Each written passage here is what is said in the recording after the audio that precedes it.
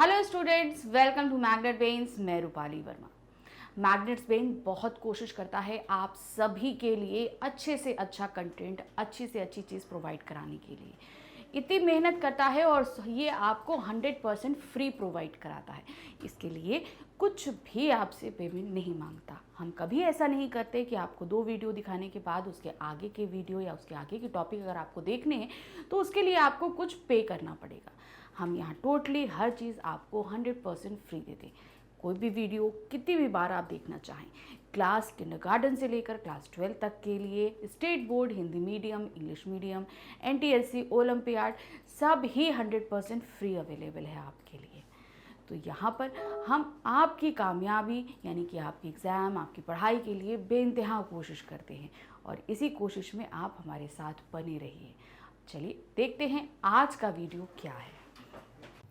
तो क्लास है हमारी 5th हिंदी की बुक है रिमझिम। उसका अध्याय है 18, हिमालय की चुनौती, यानी चुनौती हिमालय की, किस तरीके से हिमालय पे चुनौतियां होती हैं, ये सब चीज़ मुश्किलें बढ़ती हैं, वो सब सारी चीज़ें। ये पार्ट हमने देखा था कि किस तरीके से जवाहरलाल जी, उनके जो कज़न ब्रदर हैं वो, और साथ ही कुली और एक गाइड जो है उनके साथ जाता है हिमालय को पार करने के लिए, क्योंकि उन्हें अमरनाथ जाना था।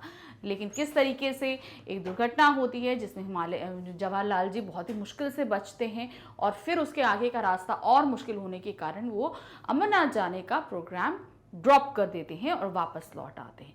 तो ये सारी चुनौतियों को हमने देखा था। साथ ही हमने पेड़ की अहमियत को समझा था कि पेड़ जब हम उगाते हैं तो उसके साथ साथ हम कितनी सारी चीज़ें जो हम अपने डेली रूटीन में यूज़ करते हैं वो भी उगाते हैं।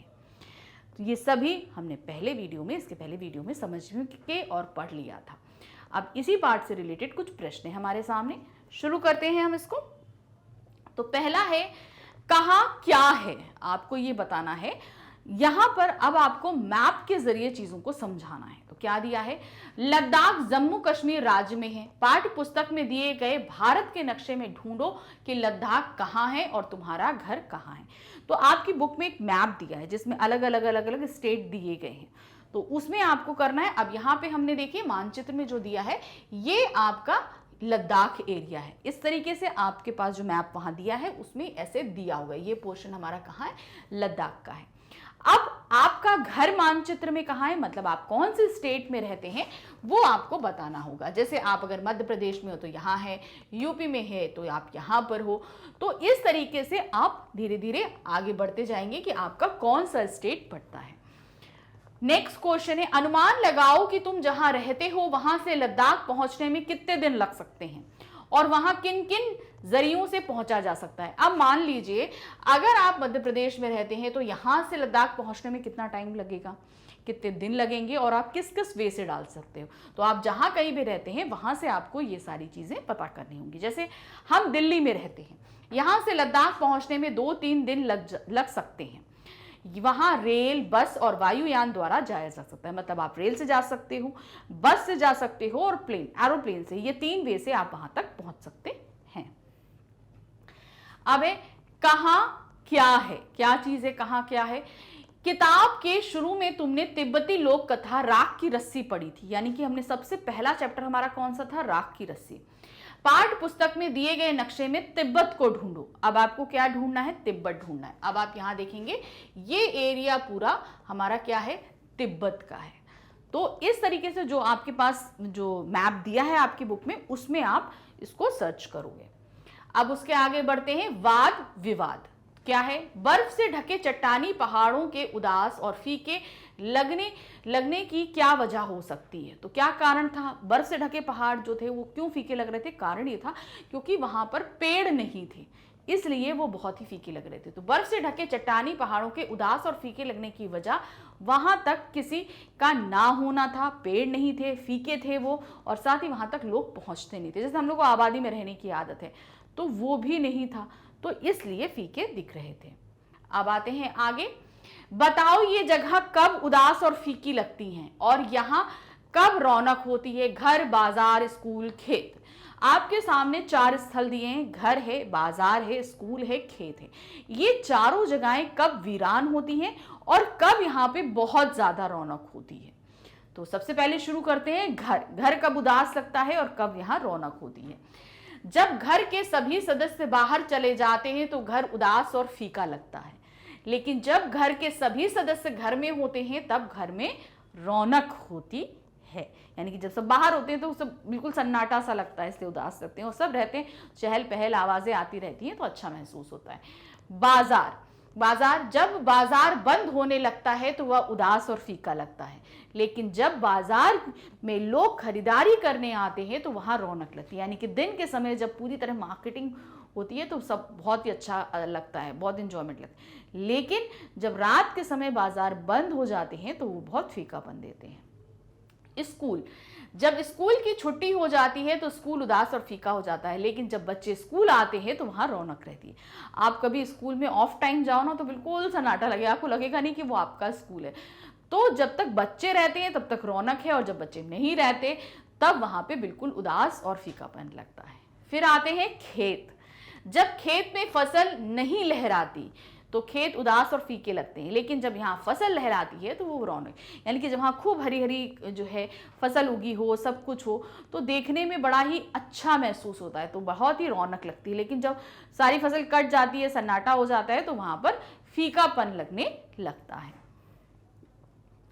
प्रश्न संख्या 2 है, जवाहरलाल को इस कठिन यात्रा के लिए तैयार नहीं होना चाहिए। तुम इससे सहमत हो तो भी तर्क दो, नहीं हो तो भी तर्क दो। अपने तर्कों को तुम कक्षा के सामने प्रस्तुत कर सकते हो। मतलब ये मुश्किल सफर था, जवाहरलाल को इस सफर पे नहीं जाना चाहिए था। आपको ये सही लगता है कि नहीं जाना चाहिए था, आपको लगता है कि नहीं जाना चाहिए था, तो आप जो भी बोलोगे आपको उसका रीजन देना पड़ेगा कि आप ये आंसर क्यों दे रहे हो। ठीक है, तो आप कैसे लिखेंगे? जवाहरलाल को इस कठिन यात्रा के लिए तैयार नहीं होना चाहिए था क्योंकि उनके पास इन खतरनाक रास्तों पर चलने के लिए पर्याप्त सामान न था, लेकिन उनमें जोश भरपूर था जिसकी जरूरत दुर्गम यात्रा में पड़ती है। तो देखिए, जब हम ऐसी जगहों पर जाते हैं तो उसके लिए हमारे पास कुछ साधनों का होना, कुछ एक्सपर्टीज का होना जरूरी होता है। जब हमारे पास वो नहीं है तो मुश्किल होती है, जैसे जवाहरलाल खाई में गिरते गिरते बचे थे। तो इसलिए बिना किसी साधन या एक्सपर्ट के हमें इन जगहों पर नहीं जाना चाहिए। और जोश चाहिए वो तो उनके अंदर था, लेकिन ये जोश हम साधनों के साथ लेकर चलेंगे तभी हमारी यात्रा सफल हो सकती है। प्रश्न संख्या 3 है, तो मिलकर पहाड़ों का एक कोलाज बनाओ। इसके लिए पहाड़ों से जुड़े विभिन्न तस्वीर इकट्ठा करो। पर्वतारोहण, चट्टान, पहाड़ों के अलग अलग नजारे, चोटी, अलग अलग किस्म के पहाड़। अब इन्हें एक बड़े से कागज पर पहाड़ के आकार में चिपकाओ। यदि चाहो तो ये कोलाज तुम अपनी कक्षा की एक दीवार पर भी बना सकते हो। तो अब ये कोलाज क्या होता है, पहले तो हम आपको ये बता दें। कोलाज उस तस्वीर को कहते हैं जो कई तस्वीरों के छोटे छोटे टुकड़ों से काट कर एक कागज पर चिपका कर बनाई जाती। कहने का मतलब है, अब आपके पास एक ही इतना बड़ा ब्लैंक पेपर है, अब आपको पिक्चर्स इकट्ठा करनी है पहाड़ों से रिलेटेड जो हमारी इस प्रश्न में बताई गई। जब आप वो साड़ी इकट्ठा कर लोगे, अब आपको वो एक उस पेज पे चिपकानी है। तो अब आप क्या है ना, एक ऐसी हल्की सी पेंसिल से एक आउटलाइन बना लेना। ठीक है, एक पहाड़ का शेप आ गया। अब सारी पिक्चर छोटी छोटी छोटी छोटी आप ऐसे ऐसे करके ऐसे ऐसे करके जो है छोटी बड़ी ऐसे ऐसे करके चिपकाते जाओगे। सारी पिक्चर्स चिपका के इसको फिल कर दोगे, तो इस तरीके से आपका एक कोलाज बन जाएगा। तो ये आपको बनानी है इस तरीके से। आई थिंक आपको समझ में आ गया होगा कि कोलाज कैसे बनाना है। अब आगे बढ़ते हैं प्रश्न संख्या 4 पे। अब इन चित्रों पर आधारित शब्दों का एक कोलाज बनाओ। जो आपने शब्द अभी जो आपने पिक्चर्स काट के कोलाज बनाया ना, उन्हीं पिक्चरों पे आपको बनाना है, शब्द लिखने हैं। कोलाज में ऐसे शब्द हों जो इन चित्रों का वर्णन कर पा रहे हों या मन में उठने वाली भावनाओं को बता रहे हों। अब इन दोनों कोलाजों को कक्षा में प्रदर्शित करो। पहला कोलाज हमने बनाया पिक्चर्स का, तो वो कैसे बनाना था हमने बता दिया। अब उसमें जो हमने जो पिक्चर्स चिपकाई हैं उन्हीं को एक्सप्लेन करते हुए आपको एक कागज पर लिखना है। जैसे आपने बनाया पहाड़ की, एकदम बर्फ से ढके पहाड़, तो दूर दूर बर्फ से ढके पहाड़ बड़े उजले दिख रहे हैं। उन पर अब आपने एक पर्वतारोही को दिखाया कि वो रस्सी से चढ़ रहा है। इन्हीं उजले पहाड़ों पर पर्वतारोही रस्सी से चढ़ रहा है। तो इस तरीके से आप शब्दों से एक कोलाज बनाओगे, पूरा लिखोगे। तो कैसे? चित्र में कुछ लोग रस्सी आदि के सहारे पहाड़ों पर चढ़ रहे हैं, कुछ पहाड़ बिल्कुल पथरीले दिखाई दे रहे हैं तो कुछ बर्फ से ढके हुए हैं। कई पहाड़ों पर तरह तरह के पेड़ भी उगे हुए हैं। कुछ पहाड़ बहुत ही ऊंचे हैं जिन पर चढ़ना अत्यंत मुश्किल है। ये पहाड़ दिखने में बड़े ही सुंदर लग रहे हैं। तो इस तरीके से आप शब्दों के माध्यम से उन पिक्चर्स का पूरा एक्सप्लेनेशन देंगे कि क्या क्या है उन पिक्चरों के अंदर। अब आते हैं नेक्स्ट, तुम्हारी समझ में, आपकी समझ में क्या चीज आई। इस वृत्तांत को पढ़ते पढ़ते तुम्हें अपनी कोई छोटी या लंबी यात्रा याद आ रही होगी तो उसके बारे में लिखो। आप सभी ने कहीं ना कहीं ट्रेवल किया है, तो कहीं पे भी हो, आप दादी के घर गए हों, नानी के घर गए हों या कहीं बाहर आउट ऑफ स्टेशन घूमने गए हों, तो आपको अगर वो यात्रा याद आ रही है तो उसे आपको यहाँ पर लिखना है अपने शब्दों में।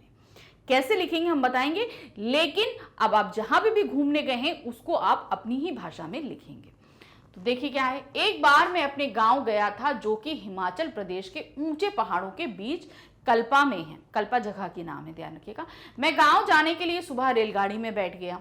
आधा सफर तो सही कट गया, लेकिन जैसे गाड़ी शिमला पहुंची उसके आगे रास्ता बहुत खतरनाक हो गए। सड़कों के दोनों तरफ ऊंचे ऊंचे पहाड़ दिखाई दे रहे थे। रात के समय में ये पहाड़ और भी भयानक लग रहे थे।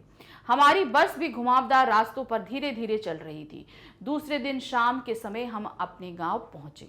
तब सूरज छिप रहा था। बर्फ से ढके पहाड़ सूरज के प्रकाश में सोने की तरह प्रतीत हो रहे थे। तो आपको अपनी जो भी यात्रा याद है उसको आप यहाँ पर विस्तार पूर्वक लिखेंगे। प्रश्न संख्या 2 है, जवाहरलाल को अमरनाथ तक का सफर अधूरा क्यों छोड़ना पड़ा। उन्होंने जो आधा रास्ता छोड़ दिया, काफी पास तक पहुंच गए थे, लेकिन फिर उसके बाद उन्होंने आगे जाने का जो इरादा था उसे ड्रॉप कर दिया। ऐसा उन्होंने क्यों किया था? क्योंकि आगे का रास्ता बहुत मुश्किल था और उनके पास उपयुक्त साधन नहीं थे ले जाने के लिए। तो क्या था? जवाहरलाल को अमरनाथ का सफर अधूरा इसलिए छोड़ना पड़ा क्योंकि आगे का मार्ग और अधिक खतरनाक था। साथ ही उनके पास इन रास्तों पर जाने के लिए संबंधित सामान नहीं था। तो जो आप ट्रैवलिंग करो, जैसे आप ट्रेन से जाते हो, तो ट्रेन से अगर कहीं लंबा सफर कर रहे हो तो आप खाने पीने का है, ये सारी चीज़ें, पानी का बॉटल रखते हो। उसी तरह पहाड़ों पर चढ़ने के लिए बहुत तरह आपके शूज़ अलग होते हैं।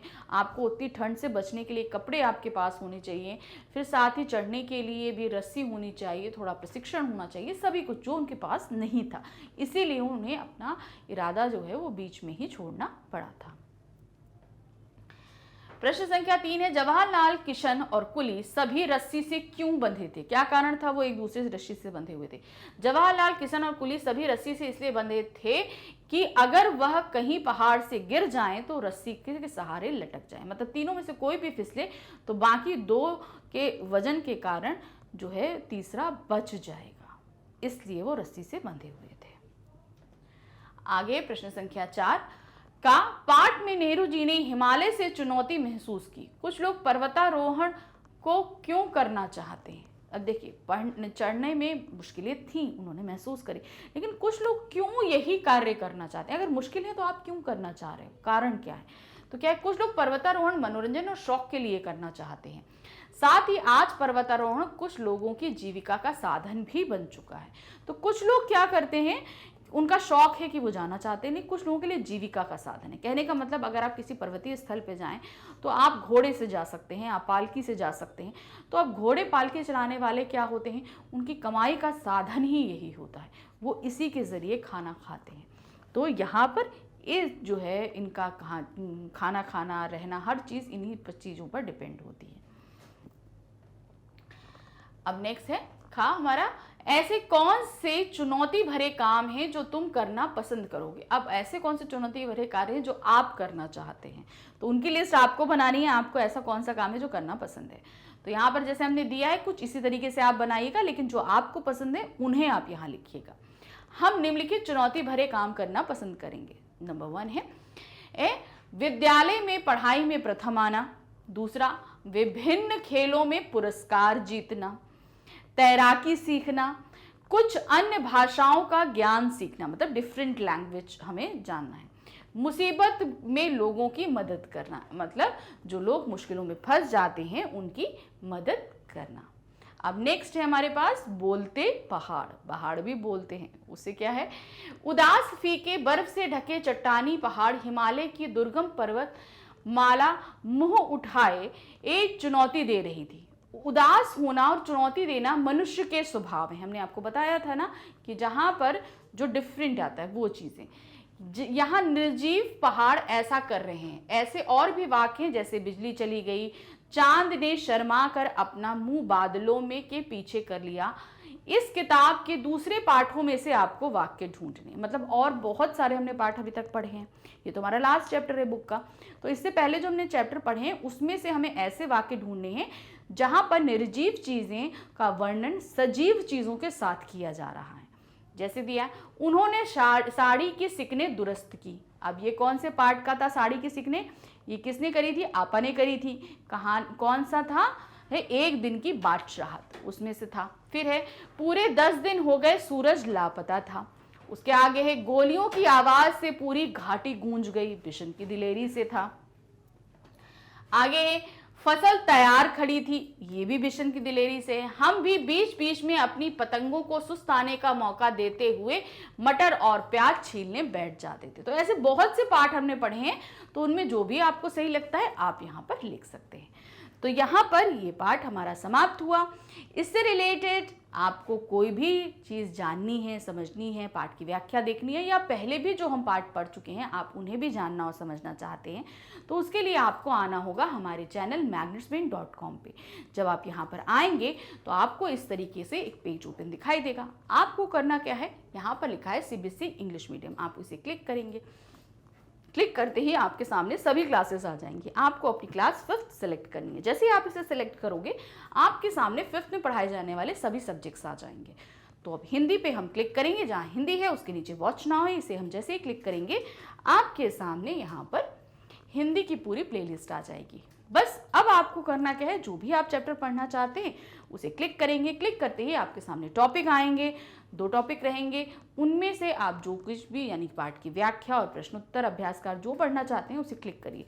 क्लिक करते ही आपका वीडियो स्टार्ट हो जाएगा। वीडियो देखिए, पूरे पाठ को समझिए, प्रश्नोत्तर समझिए, लेकिन हमारे चैनल को सब्सक्राइब कर लीजिए, क्योंकि आपके क्लास से रिलेटेड और बहुत सारे वीडियो आते रहेंगे, तो उनका नोटिफिकेशन आपको टाइमली मिल जाएगा। आपको पता चल जाएगा कि अभी आगे कौन सा वीडियो आने वाला है।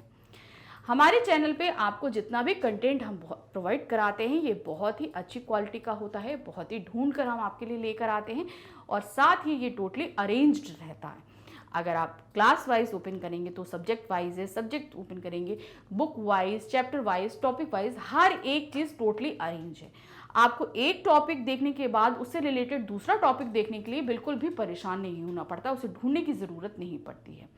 इसीलिए हमारे चैनल पे आप बने रहिए, इसे लाइक, सब्सक्राइब, शेयर ज़रूर कीजिएगा। Thank you for watching, bye bye.